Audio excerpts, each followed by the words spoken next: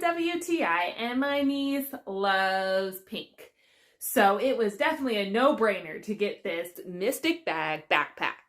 So like I said, my niece loves pink, but she is also such a girly girl. So if you asked me to imagine the pinkest, girliest backpack, I'm pretty sure I would picture this. This is definitely the epitome of girliness. So it's right up my niece's alley. I really like this. It's actually very hard for her to go to school because she was homeschooled for the first year.